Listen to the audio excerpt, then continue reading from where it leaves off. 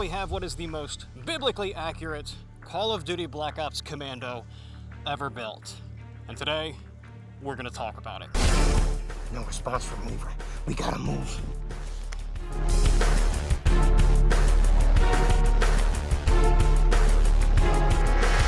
So this is not the first video that we have done on the Black Ops Commando. Most of you probably found this page from the original Black Ops Commando video that we did well over 2 years ago.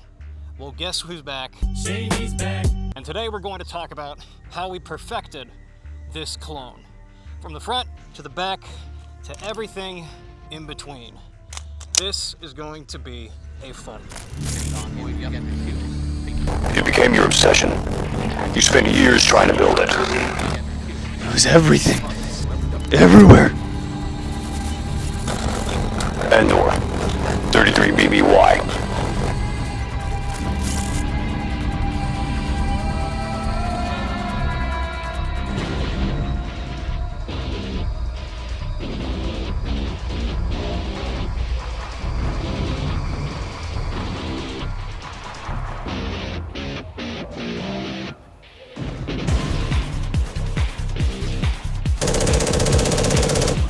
In the world of video game clones, there is a hierarchy. You've got the Modern Warfare 2 M4, you've got the ACR, you've got the MP5K from Black Ops, and you've got the Commando, also from Call of Duty Black Ops. This is one of the most iconic, recognizable configurations for an AR-style rifle on the planet. And it is 100% due to its depiction in Call of Duty Black Ops from 2010. If you have ever heard the name Call of Duty, then you more than likely know exactly what this is. It is so iconic, in fact, that they even brought it back in a rendition in Black Ops Cold War with the XM4. And I get why they did it, because everybody loves running around with this gun. So what the hell is a Commando?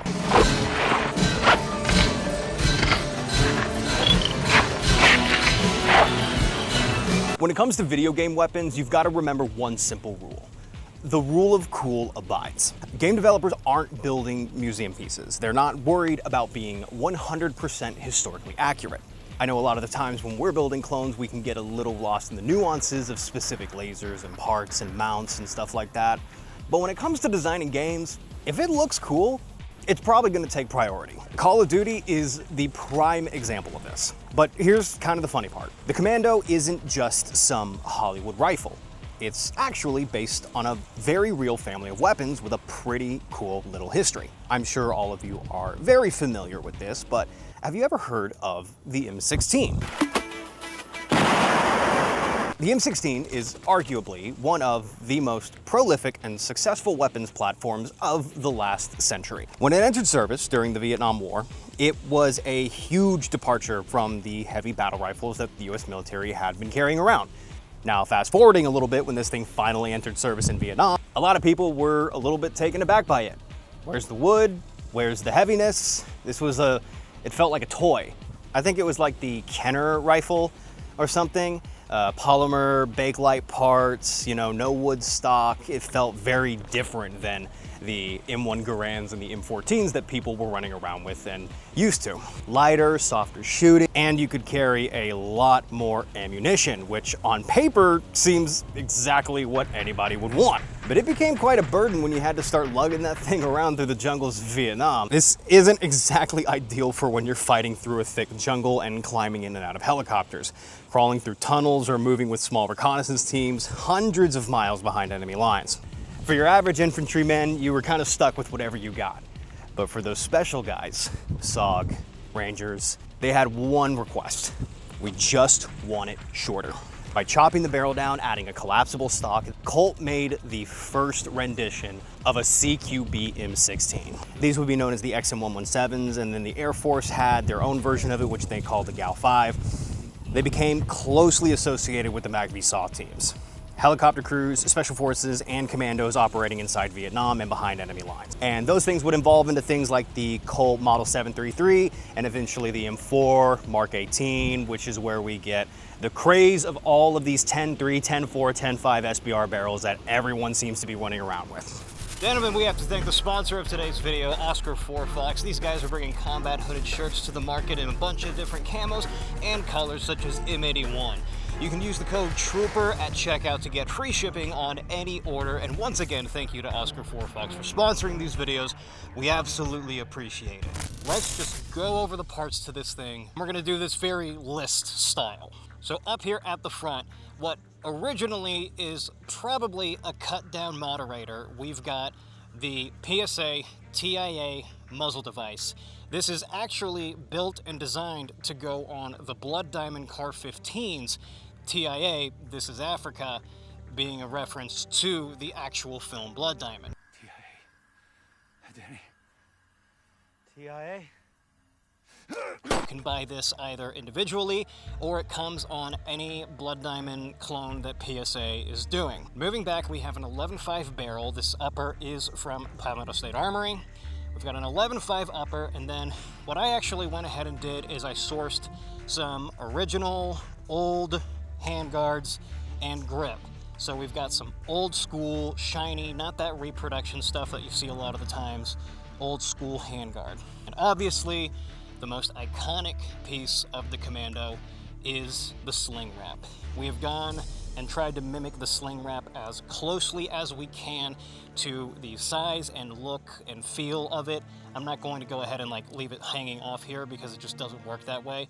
So it's locked off right here, but this is actually an HK MP5K sling. This is what comes with your SP5Ks whenever you buy those packages. Also went ahead and made sure that that sling was behind the paddle release, and for all of you guys that are curious, no, it has never once inhibited the bolt release.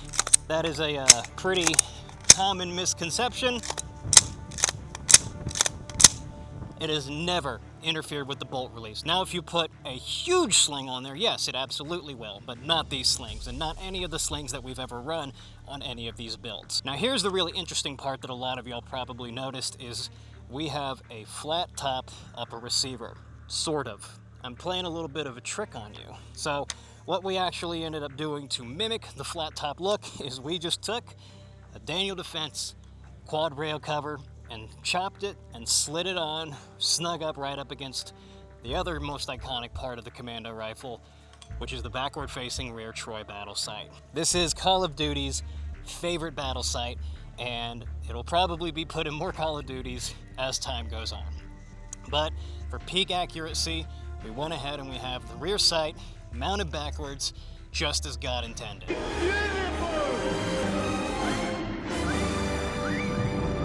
Coming down, we've got an original period era A1 grip. This thing has seen better days and it is worn to hell, and I love every little bit about it. Lower is nothing special. PSA lower, SBR'd, had this thing for years. Finishing it off with the Car 15 stock on the back.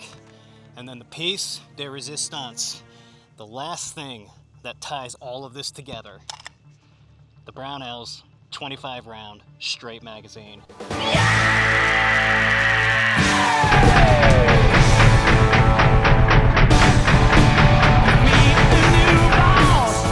I have to give a huge thank you to Brownells for sending this out directly for this build and for this project. It has been awesome to trade photos and videos with you guys back and forth on these Commando videos and photos, and this is just the cherry on top. Ladies and gentlemen, that is the Black Ops Commando. As close and as accurate as I think anybody can get it without sourcing legitimate Colt parts, which might be the next step in this whole process anyway. And I can't thank everybody enough for being along with this project, from the first Commando video leading all the way up to this, everything in between, all the Black Ops, the Call of Duty, the Battlefield, Transformers, Jurassic Park, everything that we do over here is all thanks to you guys. So thank you all so much for taking the time to watch this video. Don't forget, we do have shirts and some merch up on the website, and if you want to get some photos of these things for your office, your studio, your warehouse, your gun rack, whatever you guys want, we do have framed prints of the Commando up on the website, in addition to some shirts and a hat if you guys really want to. I'll have all of that linked into the description down below, as well as all of our sponsors and as well as all the people who came together to make this video possible. So thank you all so much for taking the time to check this out. I've got nothing else for y'all, and I'll see you guys in the next one.